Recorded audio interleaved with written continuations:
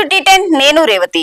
గోవుల అక్రమ రవాణాదారులుగా భావించి 12వ తరగతి చదువుతున్న ఒక విద్యార్థిని గత నెల 23న కాల్చి చంపిన 5గురిలో గో గుండాలను హర్యానా పోలీసులు అరెస్టు చేశారు. ఆ విద్యార్థి అతడి స్నేహితులు ప్రయాణిస్తున్న కారును నిందితులు వెంటాడి మరి అతడిపై కాల్పులు జరిపారని పోలీసులు తెలిపారు. నిందితులు 5గురిని సౌరభ్, అనిల్, కౌశిక్, వరుణ్, కృష్ణ ఆదేశాలుగా గుర్తించినట్లు చెప్పారు. గోవుల స్మగ్లర్లు 2 SUVలో నగరంలో రెక్కి నిర్వహిస్తున్నారని తమకు 23వ తేదీ రాత్రి సమాచారం అందిందని నిందితులు ఇంటరాగేషన్ లో తెలిపారు. బాధితుడు ఆర్యన్ మిశ్రా, అతడి స్నేహితులు శాంకి, హర్షిత్లను స్మగ్లర్లుగా వారు భావించారు. దాంతో వారి కారును 30 కిలోమీటర్లు ఢిల్లీ ఆగ్రా జాతీయ రహదారిపై గద్పూరి టోల్ సమీపం వరకు చేజ్ చేశారని సీనియర్ పోలీసు అధికారి తెలిపారు. మిశ్రా కారును అప్పగించాల్సిందిగా నిందితులు అడిగారు. కానీ వారు వినకుండా కారును ముందుకు పోనివ్వడంతో వెంటనే కాల్పులు జరిపారు. పల్వాన్ సమీపంలో మిశ్రాను కాల్చి చంపారు.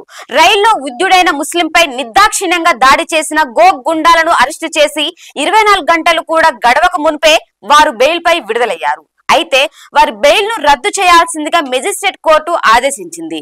తానే రైల్వే పోలీసులపై వచ్చిన ఒత్తిడి మేరకు ఈ నిర్ణయం తీసుకున్నారు.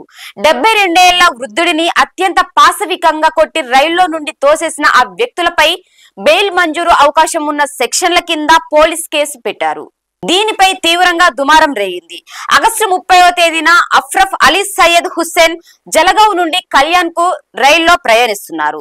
20 ఏళ్ల వయసులో ఉన్న కొంతమంది వ్యక్తులు హుస్సేన్ పై దాడి చేశారు. 2 ప్లాస్టిక్ డబ్బాల్లో గొడ్డు మాంసాన్ని తీసుకెళ్తున్న విషయాన్ని గమనించిన వారు వెంటనే అతడిపై దాడి చేసి కదులుతున్న రైల్లో నుండి తోసేశారు. మహారాష్ట్రలో ఆవు, దున్న మాంసం నిషేధం, గొడ్డు మాంసం మాత్రం చట్టబద్ధం. అయితే ఇక్కడ చట్టానికి సంబంధించిన అంశాలు ఏమైనా ఉంటేనే అవి చూసుకోవాల్సింది లా ఎన్ఫోర్స్మెంట్ అధికారులు. కానీ ఇక్కడ ఈ హిందూ కుర్రాళ్ళు ఒక్కసారిగా గో గుండాలుగా అవతారమెత్తారు. ఆ వృద్ధుడికి తగిలిన ముష్టిఘాతాలు ప్రాణాపాయాన్ని కలిగించేవి. కానీ పోలీసులు ఫిర్యాదులో మార్పులు చేసి చాలా స్వల్పమైన అభియోగాలతో కేసు నమోదు చేశారు. నిందితులే మొదట ఇందుకు సంబంధించిన వీడియోలు విడుదల చేశారు.